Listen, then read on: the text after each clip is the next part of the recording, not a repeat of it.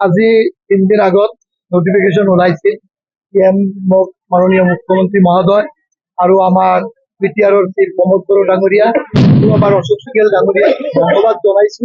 আৰু মই 3 দিনৰ আগতে যেতিয়া নোটিফিকেশন ওলাইছে তেতিয়াৰ পৰা মই অলপ টেনচনত আছিল যে মোৰ দায়িত্ব পাৰিম আৰু সত্যতা আৰু নিষ্ঠাৰে মই কাম কৰি যাম বুলি মই মনে মনে ইমান ভাবি আছিল। কিন্তু আজি আমাৰ যে ডোৰ টেকিং চেৰেমনি হৈ গ'ল, মই শপত গ্ৰহণৰ পিছত যেতিয়া মই শ্ৰীৰামপুৰত ভৰি দিলো, ভৰি দিয়াৰ লগে লগে আপোনালোকেও দেখা পাইছে মোৰ সাংবাদিক ভাইসকলে যে হাজাৰ হাজাৰ ৰাইজে মোক এনেকুৱাকৈ আদৰিছে, কিমান নাচিছে, ফূৰ্তি কৰিছে।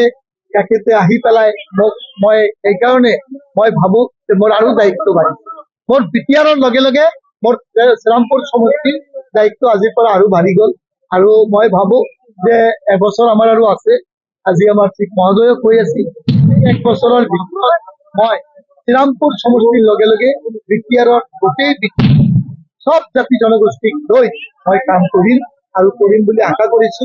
আৰু আপোনালোকেও দোৱা আশীৰ্বাদ কৰিব, ভগৱানৰ ওচৰত প্ৰাৰ্থনা কৰিব যাতে মই ৰাইজৰ হৈ কাম কৰোঁ। PM যেতিয়া হলেতো ভাল লাগিবই। আমাৰ বিটিআৰত MCL এর পিছত PM হয়।